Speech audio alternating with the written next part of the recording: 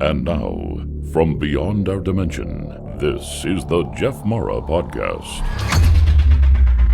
Here's Jeff. Today's guest is Kim Thompson. Kim is an experiencer of 3 OBEs and Kundalini awakenings, and now we're going to talk about it. Kim, thank you so much for joining us today, and welcome. Thank you, Jeff. So good to be with you, and thank you for having me. It's great to be with you today.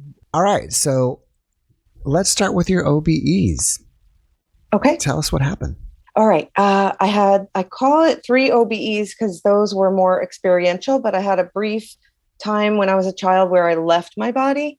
I just didn't really leave that far. So I don't really call it an OBE. It may be. So I'll quickly tell you that one. Mm-hmm. When I was about 8 years old, I had to have a procedure at the dentist, a root canal, which I won't go into why at that age, but I did.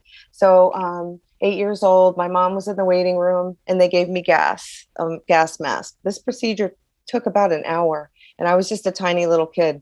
So I was on this gas for that length of time. And I remember looking up and seeing just the dentist above me doing the procedure. And very quickly at the beginning of it, I started to leave my body and float up and go to the ceiling. And I stopped at the ceiling. And then I would lose vision of the dentist. I couldn't see him anymore. And I was just up at the ceiling, like nose to ceiling like this. And I could see all the things in the top of the ceiling, the texture and stuff like that. And it didn't scare me or terrify me. It felt really normal. And it just didn't even faze me, to be honest. Consciously, it was just like, oh, cool. Huh. Maybe it's because I was only 7 or 8. I think I'd had a lot of experiences before that anyway, but this was the first time actually leaving.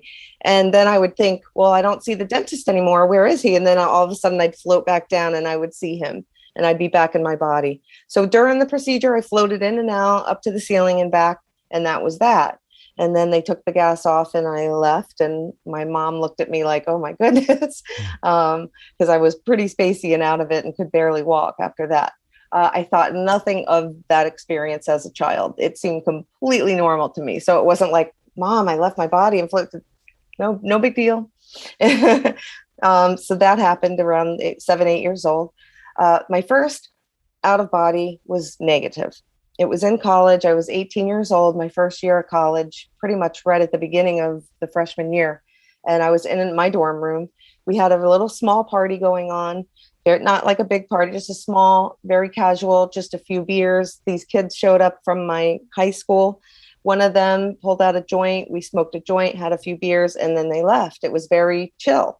And everybody else was fine. And we all had the same amount. It wasn't anything crazy. However, I left my body that night. One of my friends was still in the dorm room and I was sitting in a chair. And he said that I just sort of spaced out and was just looking into space. And he was very confused because nobody was drinking that much or had that much of anything. It was just small. So he was really confused. He was kind of shaking me like, Kim, are you okay? And he said, I just stared out into space for a while and didn't respond. And then I just fell asleep. And he actually carried me to the bed and I slept the night and woke up. What happened to me when I was spaced out is I completely just left my body, entered this room. It's not really a room. It was a white space, almost kind of foggy-ish, no walls. And in front of me was a giant, enormous, terrifying being. It was not human, and it was just the face. And it was horrifying. I was instantly in a state of shock and terror and froze.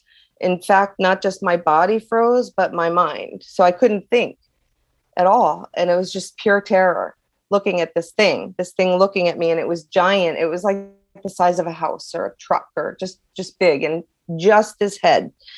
And then just like white fog around it. And it had the shape of a head that was sort of like kind of like a dragon, but I consider dragons, even though they're mythological, to be really pretty and even cute, beings. At least they've been portrayed that way. And this was not cute at all. It just sort of had that shape, but its face was absolute fear. And I was in absolute shock and fear. And nowhere in my conscious mind was I going like, what the F, what just happened? How did that happen? None of those thoughts. There were no thoughts. I was just in pure terror and fear with this thing staring at me. No words spoke to me. I didn't hear anything. I just felt terror. Then as soon as maybe shock kind of, I don't know if it was shock or it was just like something said, you better do something or you're dead. In my mind, the fear, the fight or flight kicked in is what I'm trying to say, I think. And I instantly thought of God and prayer. So I had never been a super religious person, but I had been spiritual, and prayed and stuff like that. So suddenly I remembered God and said, oh, God help me. And the minute I did that, I was back in my body, but I wasn't conscious in my body. That must be when I came back and my eyes closed and I passed out and fell asleep or whatever.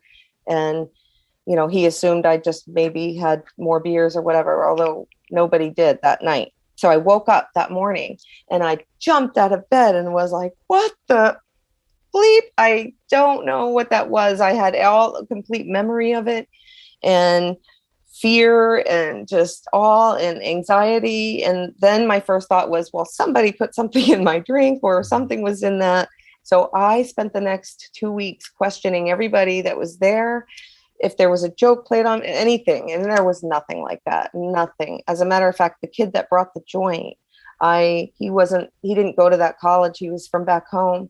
And I went to his best friend who did go to that college and questioned him. And I said, was there something in that? But nobody else had any experience but me.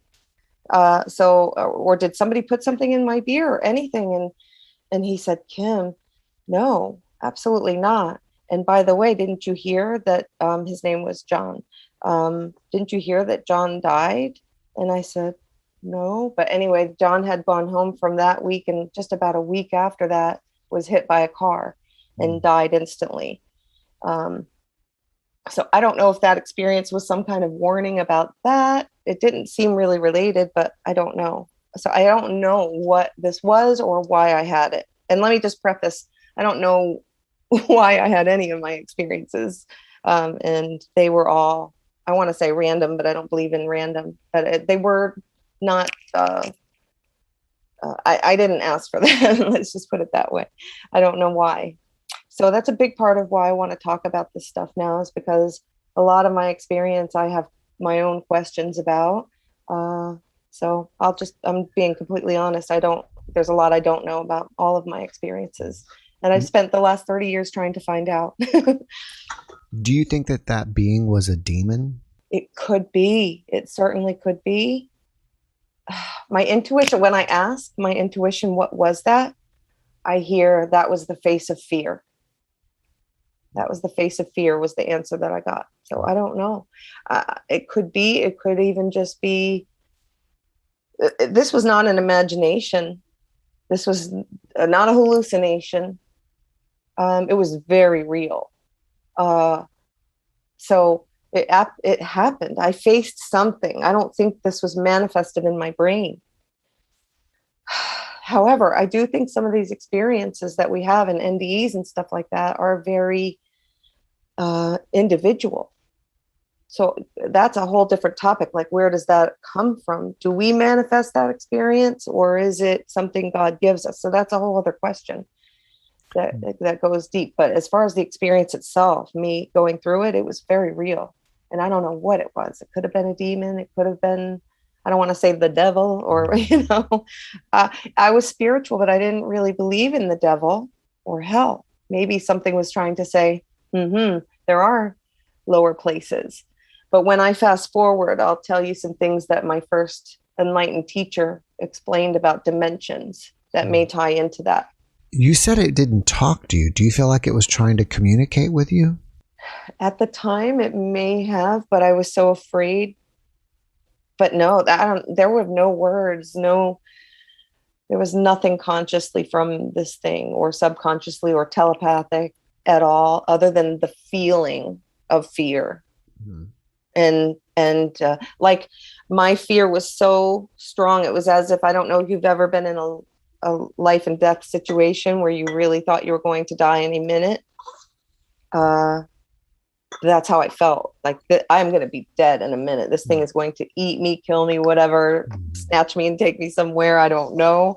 Right. But it was that type of fear. Like my life was in danger. And that's all I could focus on was that fear. No, I don't think it was communicating anything other than it's hatred or it's desire to instill fear.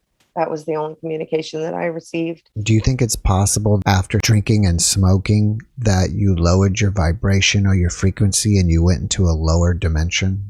Absolutely. I think that's very possible. And I did not know that at the time. And I felt, and I thought maybe it was some sort of warning as well. But later on, when I learned more about different dimensions and things from my first teacher, Rama, which we'll talk about later a little bit, that's exactly what he said went on and could happen.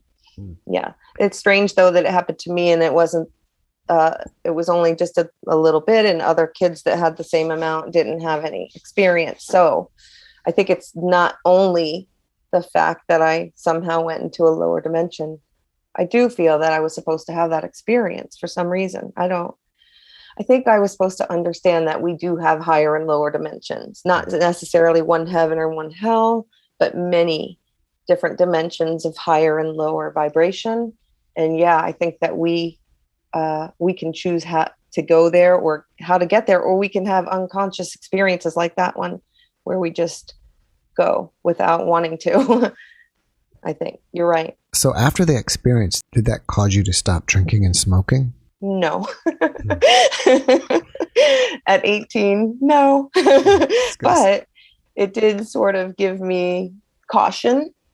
And also I grew up with an alcoholic father who, severe alcoholism and dysfunctional family, not really abuse or anything, but a lot of dysfunction and instability and even maybe some neglect and that kind of stuff. But I love my dad dearly. My dad actually is the one that really kind of steered me on a spiritual path and he was a very spiritual and unbelievable man. He was a Vietnam vet and he came back with PTSD when I was about 7, and he just used alcohol to self-medicate is basically what it was. But he was a functional alcoholic for many years until he wasn't. But that's another story. But that could have been part of that, a warning, don't go down that path and that sort of thing. But I was a kid. I wanted to have fun. I had a very dualistic type of personality then, and maybe even now, where I really did want to experience life and have fun and try new things and have fun, even whether it was that or even just going skiing and stuff. I wanted to experience all of it, but I was careful. I tried to be more careful, especially as I matured. I was, but I'm not going to say, my first few years of college that I really listened and stopped. No, but I didn't get into crazy alcoholism or drugs, and knock on wood, thank God. No, but it is in my family, so it could have gone that way, and part of that is biological, but we all have our own choices as well. A lot of it is our own consciousness. So I learned later, but 2 years after that is when I had a beautiful, happy, good one, OBE. So I don't know if you want to keep, I have questions about this and then we'll get to that one, or let's get into that one. Yeah. Okay, great. So the next one was a couple years later, and I was not drinking or smoking. I was completely sound mind and sober, and it was the middle of the day and I was wide awake. So I was in my boyfriend at the time's home. We were studying. He was sitting up at his desk doing his work, and I had the bed and I had my books and everything all around me, and I was sitting up. And when you're studying with someone, sometimes you're studying, but you stop and have a little tiny conversation and go back to your book, that kind of, so that we were doing that. So I was in the middle of a conversation with him. And I don't remember exactly what he said, but I remember my response. Whatever he said, I laughed and I was like, ha, ha, ha. If that happened to me, I would kill myself. Stupid joke. Boom. That second, I was out of my body. And I left my body, and I went from sitting there calm and collected in the middle of a Saturday afternoon to falling to my death in darkness. And I knew I was falling. I had that feeling of falling, and I knew I was going to die, and I knew it was going to hurt. I was going to crash and burn or something. I don't know where I was. I didn't have a visual other than darkness. I did have sort of a feeling or a sense like somebody was next to me, but I don't know who that was, or if it was a physical person or a being or a guide. I don't know. But consciously, I really wasn't concerned about it. I just felt it there and continued to fall and know I was falling to my death. Now, I was begging God. I was praying and begging God. Now, let me just go back 1 second. It was me falling and dying, but it wasn't Kim. It sounds really weird, but it wasn't, there was no conscious thought of me, Kim, the kid sitting on the bed studying in college. It was just, but it was me. Okay, so then we'll get to that later because it's strange. So I felt like me falling. I know I'm dying, and I'm begging God, please don't let me feel this. I don't want to crash and burn. Just take me. Please, God, just take me before the end. I don't want to feel it. That's all. I was, kind of being wimpy, to be honest. I was afraid of the pain.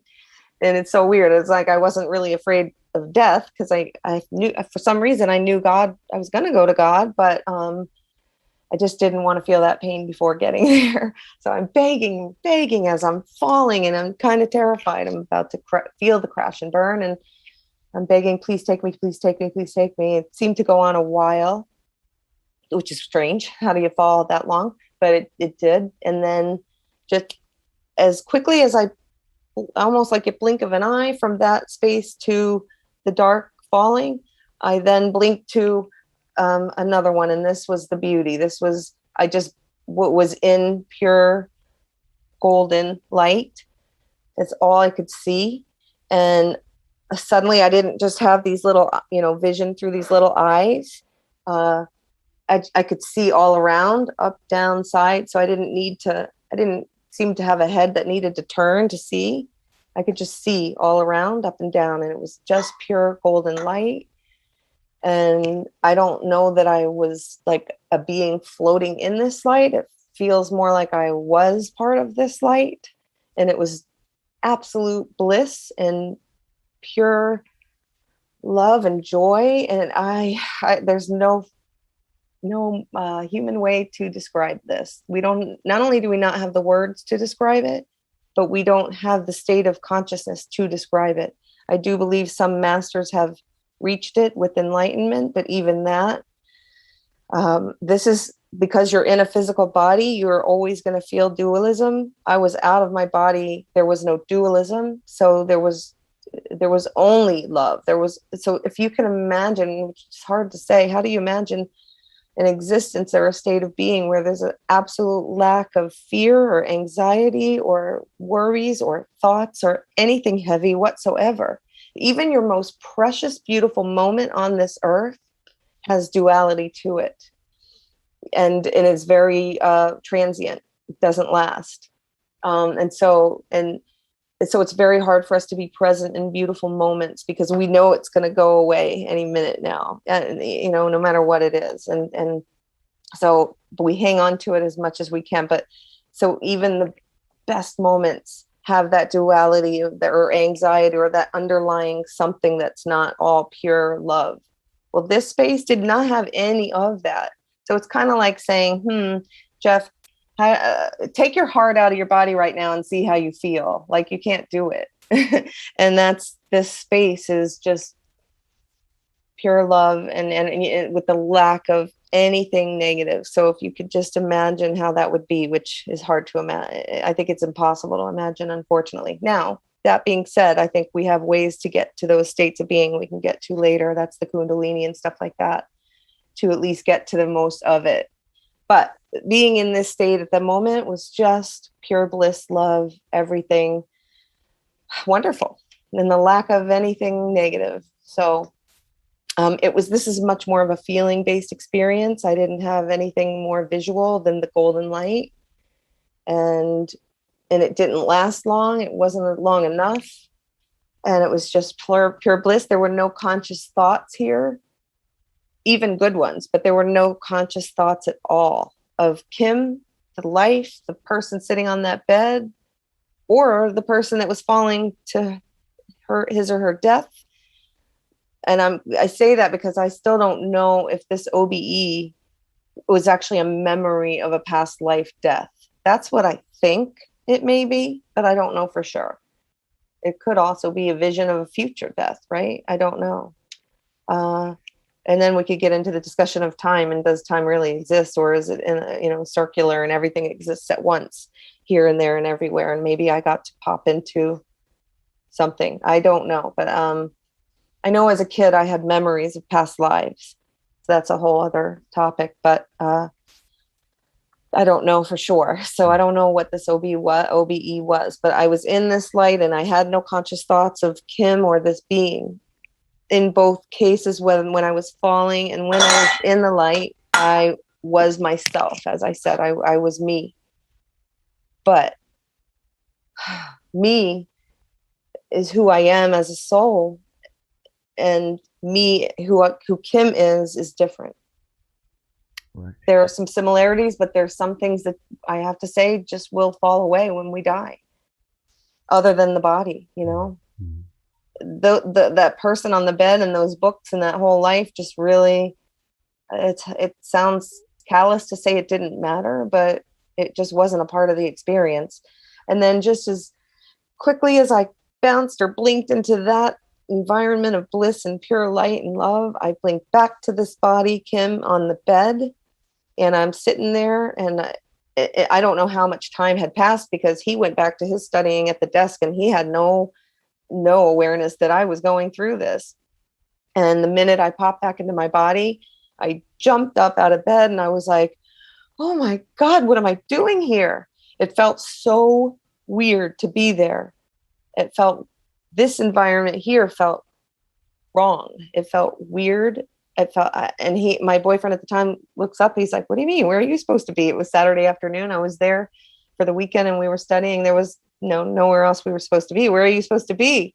I said, I just died. I'm dead. Why am I here? And he, of course, looked at me like, Kim, I think you fell asleep. No, I did not.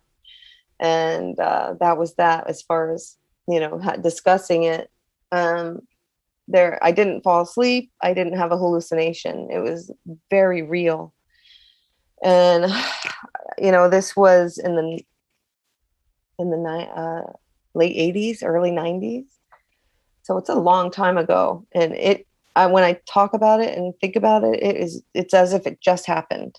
So there is no kind of hallucination or dream that I know of that lasts like that and has such a powerful influence on your life and makes you feel like you don't belong in your body anymore when you do wake up. Because I felt very strange, like, wow, like this reality here really isn't as real as I thought it was. Now, I had always had beliefs that this isn't all there is. I was a very spiritual kid, even at a very young age. From, age 4 or 5, I had huge questions and I had memories, like I said, of past lives and things like that. And I prayed and stuff like that. I feel like I had like a relationship with God, but not with religion, but that's a whole other story. Not to put down religion. We did, go to church now and then and stuff like that. And religion has its own thing. This is another topic. Sorry, I'm skipping all over the place. But it just, I felt very weird being in my body. And it took me weeks of just thinking about this experience. But then I just went back into my life and, kind of had a normal life. I don't know if some people may call that a spiritually transformative experience. If it was, it didn't really spiritually transform me immediately. Although about 2 years after that is when I met my first spiritual teacher, Rama, who was an enlightened teacher. And that's when I started having Kundalini awakenings. During that time, I learned to meditate. We talked about Buddhism. We learned a lot about other dimensions and things like that. And that's where I sort of thought that the bad experience may have been a lower dimension, and that this was a higher dimension. But this was a level far above that one. it was more real, if that makes sense. It was more beautiful than that was terrifying. And it seemed much more real. And that almost, when I looked back at the negative one, seemed like not fake, because it was very, very real, but not something, not going to be a part of my reality. But the light was. It's almost like, okay, this is me. This is me. This is where I'm at. I'm staying here. And I didn't go consciously seeking that light even 2 years later, because I was still young and just trying to live. And now I'm out of college and I'm trying to just, get a career and get a life and all that kind of stuff, and also have fun, and I'm maturing. But that's when I met Rama and had that. That's a whole other topic there. But I don't know if you have questions about this one, because the next out of body that was powerful as well was just a few months ago in March. Well, who am I to determine, what you experienced? But from me looking at it from the outside, it appears to me that when you said those words, you re-experienced a past life. I just got chills. So this is, well, part of the reason I wanted to start sharing publicly, because I've been watching your show for, I don't know, since you started. And the whole time I'm thinking, oh, my experience wasn't an NDE. I didn't die. So what is this? And now I guess, it's an OBE, but it certainly did feel like a death. So it must be but of course I've been questioning this for 30 years, and it's kind of turned me into a perpetual student, not only to answer the question of that, but really mostly to learn how to stay on the path and bring that into my life now. I want to feel good. Like, don't we all want to just feel good and be present and have good, blissful experiences in our life? So I think I've been kind of on a personal mission to try to do that. Now, that doesn't mean I've always succeeded in this life, because we're in this duality and life pulls you off your path. Things happen, you forget. There's so much that can happen, but I'm trying to give an example like what I've experienced. Nothing like what you have, obviously, but it's kind of, to put it in simpler terms, at somewhere and I hear, let's say, Indian music. Oh, now I want some chai tea. Sometimes you hear something will connect you to a memory. Oh, yes. Somehow you said those words, just connected you to a memory, and then you just all of a sudden, and maybe you'd already left your body once before as a child, so you've already had what people may say is a opening in the veil or whatever, that it was easier for you to get to that experience. Correct. That may be exactly why that comment, because it's funny that I don't remember what he said, but I remember my response being, if that happened to me, I would kill myself. Ha ha ha. And then that experience happened immediately. It was instant. So there wasn't even 60 seconds in between. It was that instant. There can't be a coincidence in that, but I don't feel like I killed myself, though. Just not that matters, but in that experience, I don't feel I did, because I didn't want to be falling to my death like that. And I didn't want to have that experience, and I was afraid. So I really don't think it was that, but maybe that doesn't really matter. The manner of death, It would be cool to if you got a past life regression and see if that's yes, if that you did do that. I know. Jumped off a cliff in the middle of the night, or who knows, Right. What I mean? Right. I actually did have a psychic reading, and I asked the woman about it, and she said she saw like a 14th century life where I was thrown off of a mountain. So, maybe in Tibet or China or something. They actually did that to the Tibetan monks and things, I believe. They went in, when I say they, I think it was the government or whoever was opposed to this fraction. And they went into the mountains and pulled out the monks and literally threw them off the mountain and killed them. So I don't know. She said that. I don't know. I haven't had a regression, and I would love to know. I don't really think it's that important, but it would be certainly interesting to know. Yeah.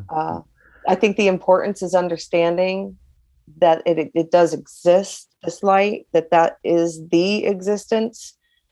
Although I do believe there's different layers of, like, I don't know, heaven or different higher dimensions and different layers. So, because I've heard so many NDEs and I believe all of them, and people get to see things. People have met Jesus, God, they see these gardens and things. And I'm kind of jealous actually, because I didn't see all of that stuff, although I can't be jealous because my experience was so blissful and perfect. It's almost as if, I don't know, there really weren't visuals needed, but I'm an artist and I'm a very visual person, and I kind of want to see those colors that don't exist here and that kind of stuff. It'd be nice to see Jesus, but I didn't. But I believe that some people do, for whatever reason. They see their guides and angels and stuff. So it's fascinating to hear everybody's experience. And I just want to also send kudos to all your guests getting up here and telling their stories. They're fantastic, every one of them. It's like, I don't know what to say. Every show, it's like, this one's great, and then that one, they're all great. And hi, lots of love to all of them. They're wonderful, and your viewers too. But yeah, that I do think maybe that's what that was. A pop into a past life death. All right, well, let's move on to your next one. Okay, so fast forward to just a few months ago, and I'll just give you a quick little tidbit of history. Before, I had moved from New York to North Carolina, where I am now, and it was just me and my dog, an empty nester. So my kids are grown and they're doing their thing in New York, and it just is too cold up there. So I left. That was just before COVID. I didn't know, obviously, pandemic was going to hit and I was going to be separated from them without being able to visit and that sort of thing. And so it was just Zoom calls for a year, and like many of us, and it was me and my precious dog living here and just trying to, enjoy life and exist and stay healthy. And he just died suddenly, few days after Christmas. And so I was deeply depressed with that. I'm sorry, I don't want to get emotional, but that happened, and it was just devastating because it was so sudden, and he was only 8. So I was in a state of depression and fear and COVID and financial worry, all that stuff. And then fast forward, I was trying deeply to get out of it. All of my tools, meditation, my family, my kids, all that. And I knew I would, and I was starting to, about 3 months after, got a new job and things were looking up, but I missed him terribly. So anyway, that was my life. I came home from work and went to bed like any normal night. So this one happened in sleep, which is odd. So, but it was not a dream. So soundly sleeping. And by the way, let me just back up and say, the night my dog died, I had a very metaphysical experience that night. So I don't know if we'll have time to talk about it, but I had a metaphysical experience that night with his death. So 3 months later, I woke up I was in a deep sleep, not dreaming, and I woke up and I was not in my body. I was out of my body, and now I was in darkness, but it wasn't a scary darkness. It was beautiful, almost like, I don't know, stars or something like behind you, but not so many twinkling stars. I was closer to, I thought I was falling back into water. This experience sounds like it should be terrifying, but it was not. I woke up and I felt blissful, but it was dark, not golden. I felt just light and blissful. And I don't know how to describe this. I just went backwards and felt like I was falling backwards into water, what felt like the ocean, but I didn't physically feel that horrible feeling of falling. And it was really slow and peaceful. And it almost seemed deliberate. Like I deliberately did that, and no conscious thoughts. It just was this blissful feeling. I float backwards. Seems like it's the ocean, and it seems like water, but I don't feel like an impact of water. If you actually fall backwards into water and you feel, it splashed, I didn't feel that. And I didn't feel cold water or anything. I just kind of went down. It seemed as if I'm in the ocean, and now I'm being pulled down. So at first it's real slow and peaceful, but then speed picked up and I'm very quickly being yanked down. Again, not terrifying whatsoever, blissful. And I never lost sight of the top of the water. And there was a light there. This light was blue and turquoise and like white. And seems like, like if you're underwater looking up with your eyes open at the top of the water and you could see the top of the water. And then like if you're out in the pool and you see the sun above the water, that it was kind of like filtered through the water, this blue light. And it was there. And it was as I'm being pulled very quickly, like a speed that I cannot even describe to you. But I felt physically like I'm falling and being pulled, not falling because you don't fall in water, but I'm being pulled, but it wasn't uncomfortable. So none of this makes physical sense. So I'm being pulled through water very quickly. It's not uncomfortable. It's just blissful. And I can't take my vision off of this light. So it's not like I can't look and see around me. I had no thought to do so anyway. And I'm not in control of this situation. And I don't care. I'm not in fear. There is no fear. Again, it was almost like back to that bliss and love and no thought whatsoever. But I am seeing this light. I'm looking at it and I see like the water and the light and I'm being pulled. And then it feels like this light is like following me, but it's still there at the top of the water. It's so weird. So it's going on and on. I'm just going, but I never lose sight of the top of the water or that light and this blissful, beautiful feeling. And then in no thoughts, but then suddenly conscious thought did sort of creep in. And I thought, and I'm a good swimmer. I was a lifeguard, always a good swimmer, never afraid of the water. But I'm getting pulled down pretty far now. And I'm thinking, I'm really, really far down there. I don't think I'm going to make it to the top. I probably won't make it, because I'm thinking I'm going to have to swim back up to breathe. But that's a weird thought to have had because I wasn't struggling for air or holding my breath. But I didn't notice that at the time. These are thoughts I had later. So I didn't seem to have the need to breathe or struggle or anything. But when conscious thought did come in, that's what it was about. It was about breath and, I won't make it to the top of the water to breathe. And then I thought, I guess this is it. This is my death. I'm dying. And I was still looking at the light the whole time. I'm like, hi, Father. And I realized, there's the light. And I just said, hi, Father. And the minute I said that, and I woke up in my body in bed and sat up and just blown away. That was not a dream. It was very real. I can't even describe to you how real it was. And I have constant chills the whole time I tell it.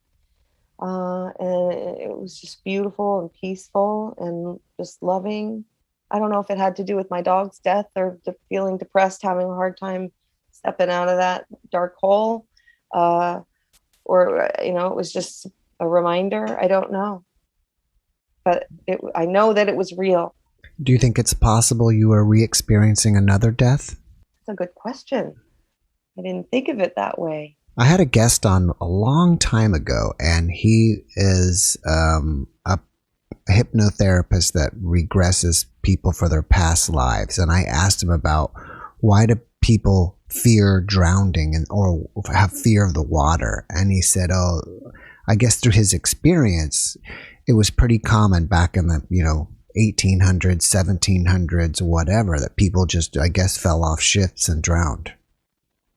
Oh, absolutely. And so that's why I was as you were going through that story, that's just what came to my mind. I don't know what, you have to decide for you what you experienced. But when you said that, that's just what popped in my mind. Yeah, and that makes total sense. The only thing I would say that doesn't really fly with that, though, is that from the very beginning of it, when I'm falling back, it didn't feel like the human experience. It felt more like I was already in this light or something. It felt like I was already out of my body. That didn't feel physical, and I didn't feel the water, and I didn't feel the fear. So maybe I was already dead in that. I question whether it really even was water. And maybe it just looked like that or felt like it. The physics didn't match up either, Mm-hmm. because if you fall down in water, even if you sink, you do it pretty slowly. This Mm-hmm. was speed that I could not explain to you, and there's no physical way that you could be pulled down like that unless something, I don't know, maybe had you and yanked you or something. And even then, it didn't seem like that type of thing. It was very loving and beautiful, not at all terrifying. The Mm-hmm. entire experience was loving and beautiful. And I'm not afraid of water, never have been. However, if I'm being yanked down into it in this body, I'm going to be terrified. If this body just in the middle of the night in the ocean dropped down and is yanked down, I'm not going to feel bliss. My physical body is going to react and be terrified until it leaves the body, because that physical body has obviously ways to stay alive, and fear is actually a gift. It would to keep you alive. But this experience, there was no fear. So I feel like from the very beginning of the falling back, I was already out of body. Right. But I don't know, like, still that experience could be another death. I think I would like to get hypnotized. So I may have to We need to contact get you hypnotized and then bring you back and see what you learned. Yeah, let's do that. Yeah, you make some good points. I don't really know, and I don't think it's my place to really tell people what their experience is, because only they will know. True, but I don't feel you're doing that at all. In fact, I'm open to suggestions, and that's why I say I have a lot of questions, and I'd love to hear anybody's ideas or their intuition or suggestions of what they think it is or was. But obviously, only I can know, and I probably have to get hypnotized to find out exactly what those answers are. So after this experience, did this change you in any way? That's good question, because I've always been changed and I've always been, I don't know, spiritual and had metaphysical experiences and intuitions. And, I'm not one of these people that you have guests that say, oh yes, I've become this medium and I have, I do readings and stuff like that. It's not quite like that, but I often have prophetic dreams. I have highly intuitive feelings and knowings, and a lot of empathy and empathic experiences and feeling people's energy and stuff like that. But I'm not one of these people that has gone to write books about it and everything. I've been more of a perpetual student, and I've read dozens and dozens and maybe even a few hundred books on the topic of consciousness and all sorts of spiritual modalities, for the past 30 years now. It drew me to my teacher, Rama, which was 2 years after that blissful experience, which taught me how to meditate and tap into the Kundalini energy that we all have. And by the way, I think we all have the potential. We all have psychic abilities. We all have it within us, every single human. And so it's not like anybody is, special or anything. We all have it. So it's just, what's going to happen for you to make you tap into that if you want to, because it's a choice. So I think for me, I've always had these huge questions, ever since I was a kid, and I've been seeking the answers. And then suddenly I'll just have these experiences kind of drop on me like that. Maybe they're little gifts to give me some answers, more answers. I don't know. I feel like I've been perpetually a student on a path, and the books I've read and the teachers I've met along the way have been a huge help. Rama, in particular, was an enlightened being, and he had what they call Shaktipat to give his students. So when I was a student of his for around 3.5 years before he passed away, I learned a great deal. And that's when I had a lot of Kundalini awakenings. Because I think the important thing in all of this is, how do we pull these experiences, whatever they may be, whether you've died and had an NDE, or you've left your body, or you've never had an experience, but you're open to it like you, Jeff, or you're meditating and trying to have it. However you have it, the important thing is to be open to it and allow it so that it can change your life for the better.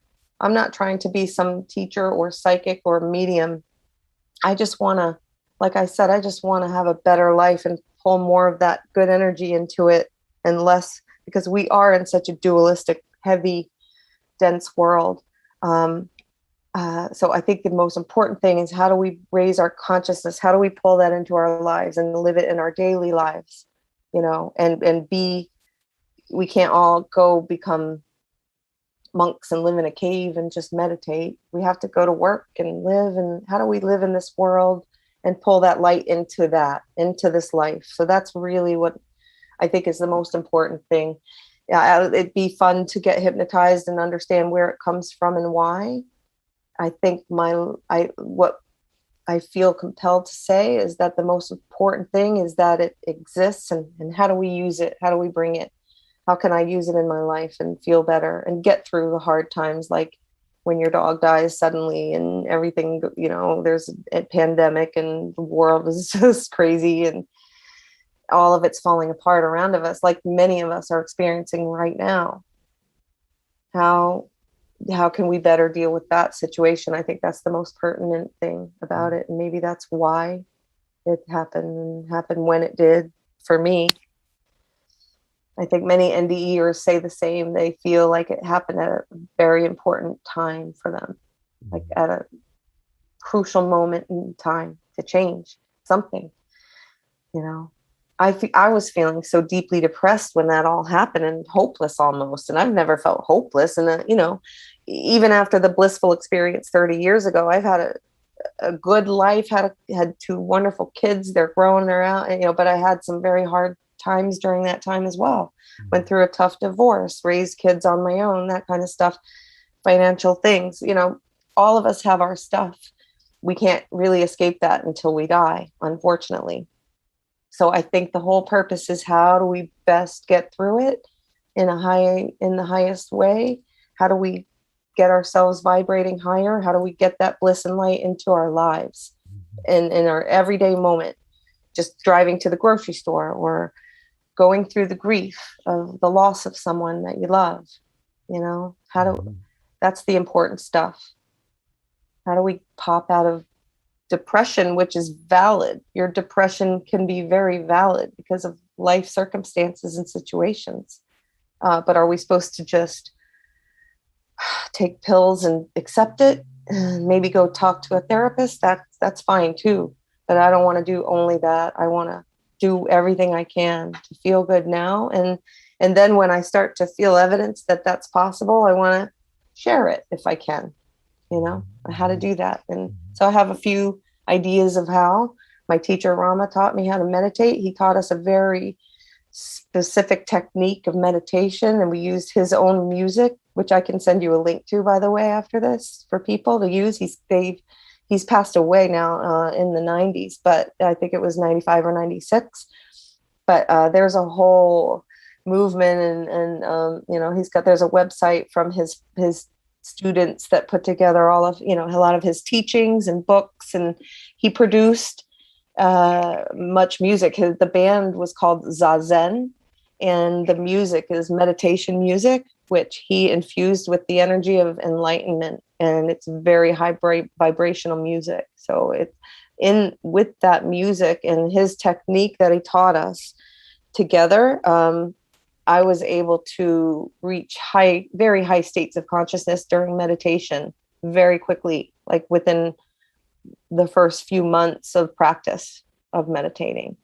And that is where I was able to really pull in this golden energy and light and Kundalini into my life. And I still do that now. So I think that's just a very important thing to do. You know, that's however one may pull this light into their life. I think that's, if I have anything to say, that's the most important part there.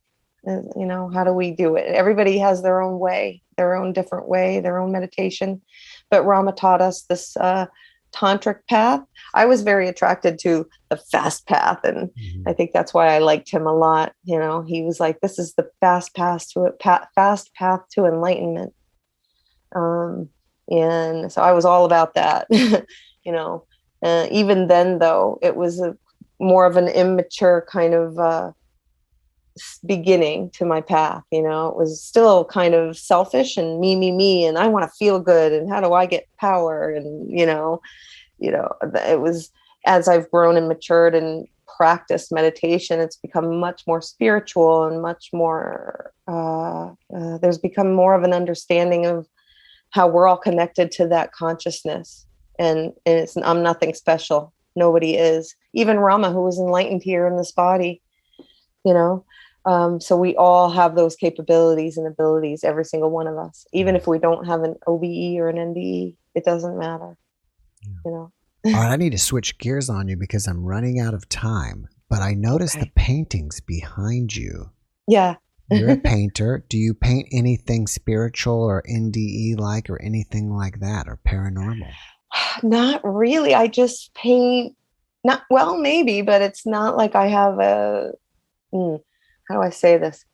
Well, my golden light experience, I'm going to paint that.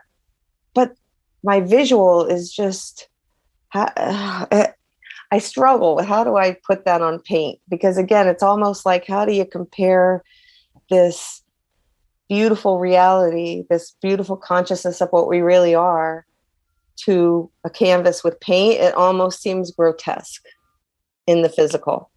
I just can't do it justice. But I can paint a pretty picture and bring in the colors and the light. My goal, I guess, is to bring happiness and joy and that feeling from my work of happiness. But to actually paint physically what it looked like, I haven't done that because I feel like it's going to cheapen it or something. Like it's just, I'm not going to be able to do it.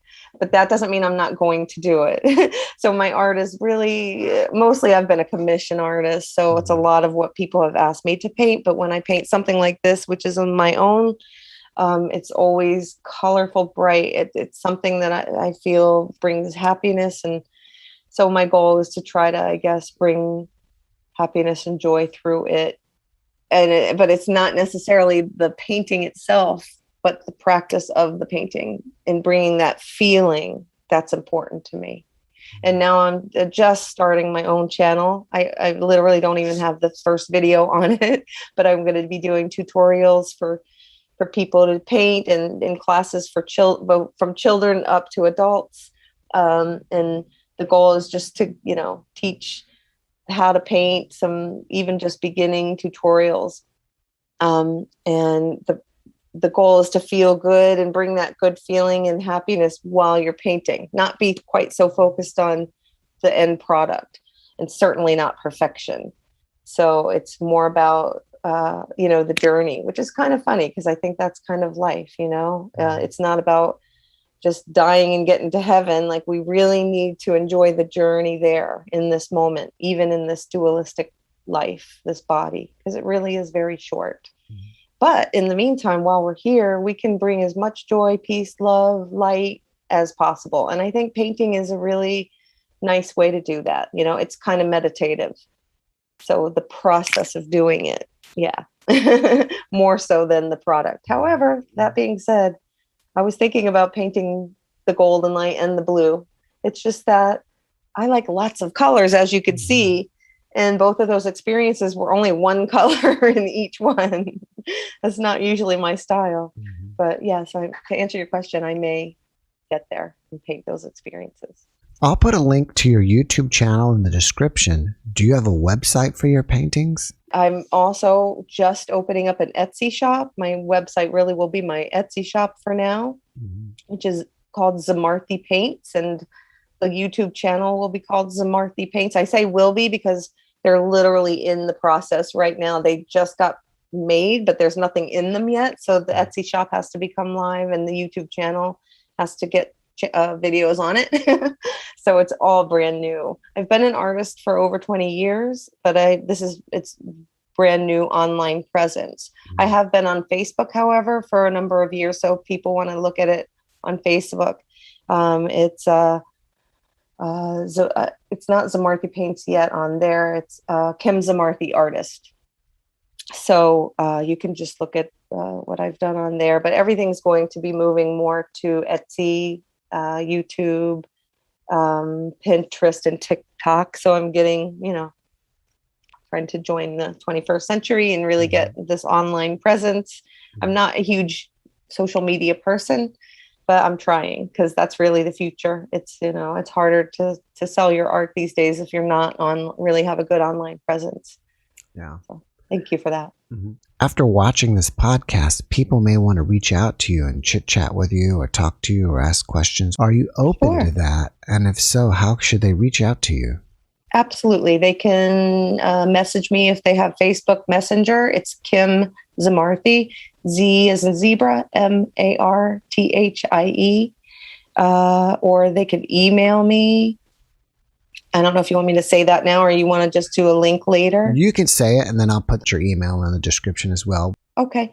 So the email is kimzt123@gmail.com. So just Kim, Z as in zebra, T as in Thompson, kimztart123@gmail.com.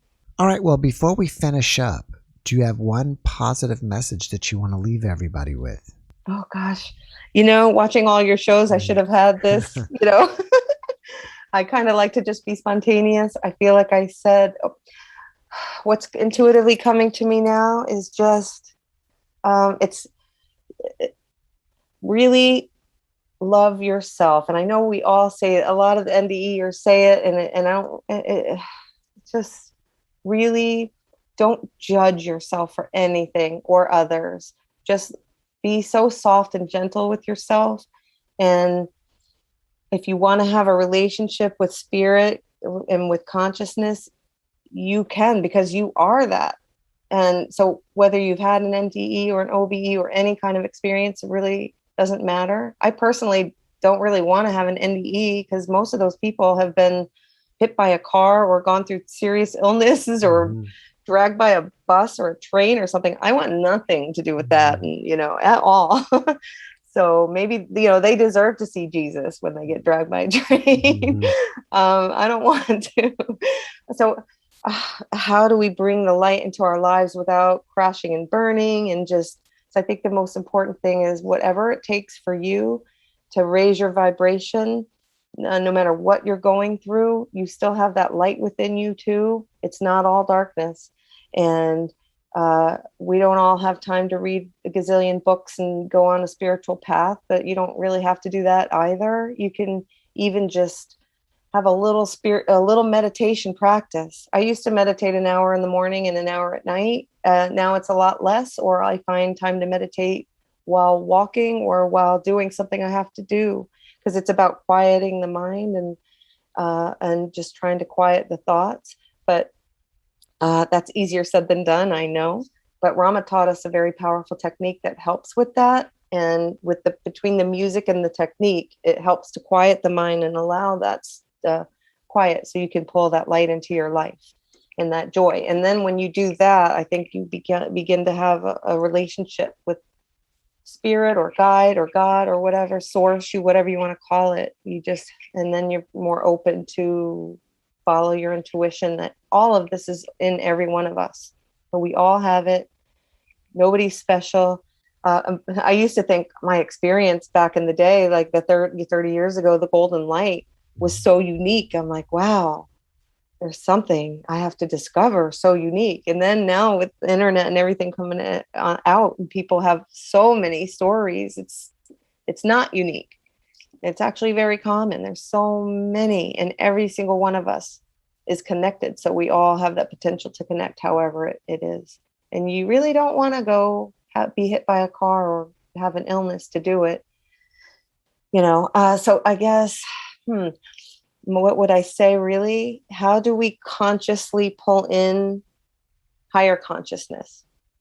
How do we consciously allow it? Because my experiences have been so unconscious, other than my meditation and pulling in the light. Now I'm consciously trying to have that experience and pull that light. I keep going like that because Kundalini feels like a raising of energy. We didn't get time to get into the Kundalini and how it feels and what it does. But that it's a very powerful thing, meditation, when you tap into your Kundalini, which is really like your chi. You had a guest recently talking about that chi energy. Same thing. It's got all kinds of different terms, but we all have it. So we can all tap into it and we can all utilize it and benefit from it. Well, Kim, thank you for that message. And thank you for being with us today and sharing your experiences. You're welcome. Thank you, Jeff. Thank you for all you do. I appreciate you so much. I appreciate you having me. It was great meeting you. And to all your guests and viewers, thank you too. And love to everybody. All right. Well, thank you and have a great rest of your day. You as well. Thank you, Jeff. Bye-bye. Bye. Thanks for watching the JeffMara podcast. I really appreciate you. Another way to show support is through YouTube memberships. And if you do, there are loyalty badges and other perks depending on your level of membership. All you need to do is click the join button underneath the video to find out more. Thank you for your support.